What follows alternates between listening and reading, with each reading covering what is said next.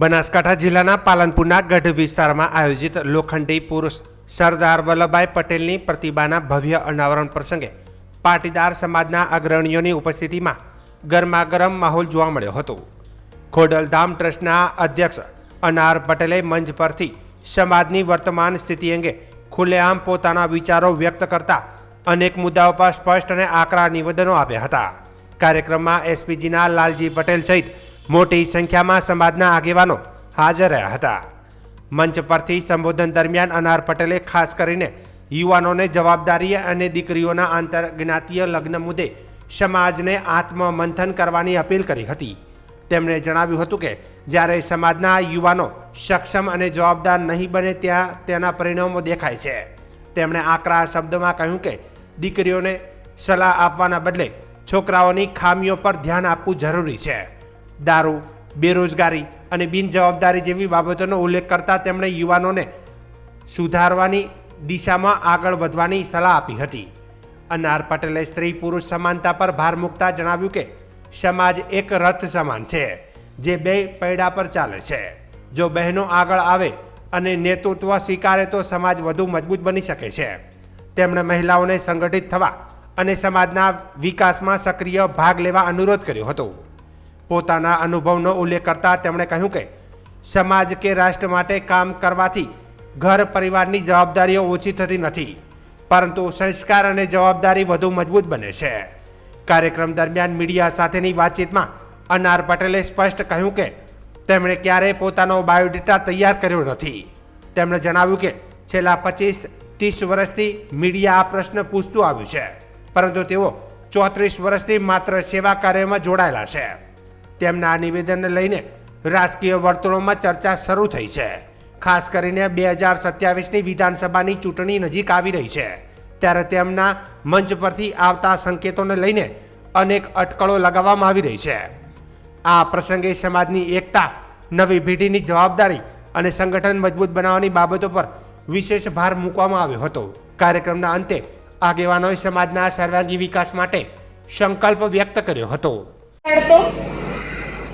આ દીકરી કયા બીજા સમાજમાં ક્યારે જતી હશે જ્યારે તમારા આપણા સમાજના છોકરાઓમાં એ સક્ષમતા નહીં હોય ત્યારે. હું તો ઊંધું કહું છું. લો, આપણો છોકરો દારૂ પીતો મળે, આપણો છોકરો રખડતો મળે, આપણો છોકરો કામ કરતો ના મળે ત્યારે દીકરી કોઈ બીજા સમાજના છોકરા જોડે જતી હશે. એવું કેમ આપણે નથી માનતા?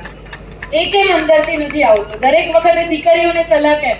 હું બહેન છું એટલે નથી કહેતી, સમાજ બે પૈડા સરખા હોય ને એની સાથે ચાલે છે. એટલે હું બહેનોને ખાસ કહીશ, તમે બહુ મોટી સંખ્યામાં આજે અહીંયા છો, અને બહેનોને ખાસ કહીશ, બહેનો આપણે જો ચલાવ્યું ને તો સમાજ બધું જ ચલાવશે.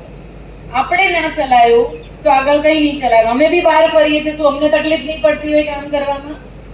અમે બહાર નીકળ્યા છે તો શું અમારા ઘરના લોકો ભૂખ્યા રહેતા હશે? અમે બહાર નીકળીએ છીએ, શું અમારા છોકરાઓને સંસ્કાર નહીં મળતા હોય? પણ અમે મિશન લીધું કે સમાજ માટે, દેશ માટે કંઈક કરવું છે. એટલે બહેનોને ખાસ વિનંતી કે આપણું સંગઠન બહુ સ્ટ્રોંગ કરો કે જેનાથી આપણે સરસ કામ કરીએ અને આપણે ઉદાહરણીય બનીએ, આપણને જોઈને ભાઈઓ કામ કરે.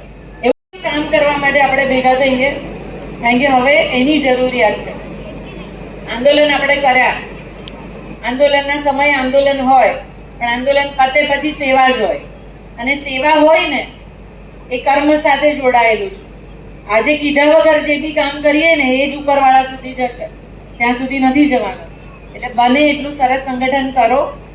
સંગઠન થશે તો તમને બી કામ કરવાની બહુ મજા આવશે, અહીંયા રહેવાની બહુ મજા આવશે. અને ગઢ ગામ જો દત્તક લેવું હોય, અને અહીંયા સરપંચ નથી, હું પહેલા જ પૂછ્યું કે સરપંચ ક્યાં છે? સરપંચ નથી. અને બહેનોને હું ખાસ એટલું કહીશ, બહેનો આપણા હાથમાં આપણું ઘર પણ છે, આપણો સમાજ પણ છે. હું તો એટલું ચોક્કસ કહીશ કે આપણા ઘરમાં કોઈ બી ભાઈ જો દારૂ પીને આવતો હોય ને તો બહાર કાઢો. આપણે પંપાળીશું ને તો સમાજ બગડશે.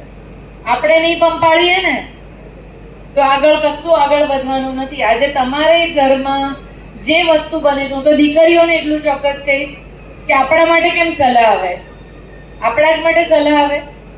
આપણે સમાજને ના તોડીએ, આપણે સમજીએ કે સમાજને તોડવાવાળી વ્યક્તિઓ કોણ છે અને કોણ કેવી રીતે એની વચ્ચે ભૂમિકા ભજવે છે.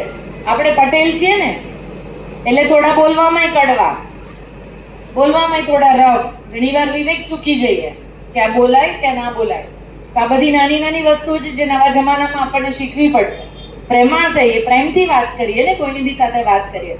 આ નાની નાની વસ્તુઓમાં બદલાવ આવશે ને, પહેલા સામે ઉભેલા સરદાર સૌથી વધારે ખુશ થશે, કારણ કે એના ગુણોને લેવાની વાત છે.